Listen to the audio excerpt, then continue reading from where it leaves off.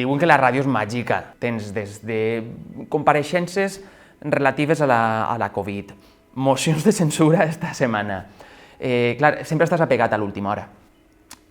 I a banda, la meva parcel·la, que és el que a mi m'interessa, jo porto cultura, jo estic supercòmode ahí i faig la ràdio que m'agradaria sentir. Jo sempre ho pense, jo sempre que elaboro el guió del dia, dic a veure què m'agradaria escoltar esta vesprada. I així funcionem, amb llibertat absoluta.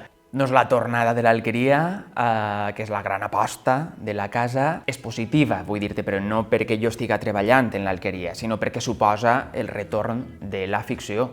Portàvem més d'un any i mig, sense que es fera cap producció, en aquest cas sèrie, en la televisió pública.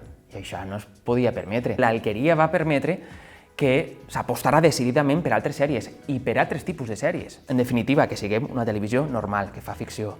La ficció en valencià funciona, siga producció pròpia o siga comprada i doblada al valencià. Ara bé, hi ha coses indiscutibles. Ha de ser en valencià la producció que es faça en Apple Media? Vull dir, si no, per a què tenim una televisió valenciana? No, hi ha debats que no admeten que siga un debat. L'èxit de l'Alqueria és rotund. En quina llengua està feta l'Alqueria? Doncs no hi ha més preguntes, senyoria. La reciprocitat passa per produir continguts i agafar-nos de la maneta i fer coses més ambicioses. I després cada espectador o espectadora elaborar en la seva televisió o ni tan sols en la televisió, si és que elaborar en línia. L'audiència és allò més important i tenim uns drets també com a espectadors i espectadores.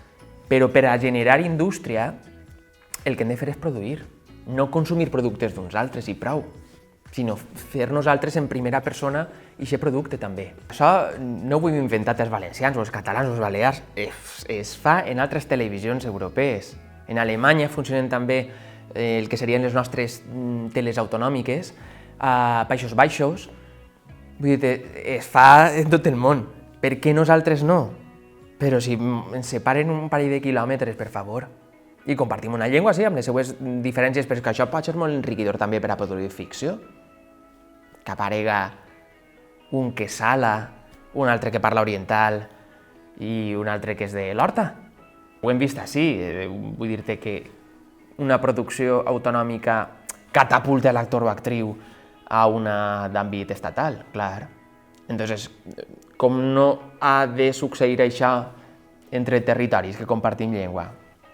Però no és que el que produïm així es faci famós allà, no, és que hem de generar un espectre únic, podria ser, pel que respecta a l'audiovisual, no va més enllà de motius polítics, no, però és que audiovisualment, culturalment, per favor, sí que ho tenim tot a favor, no sé per què no ho fem ja.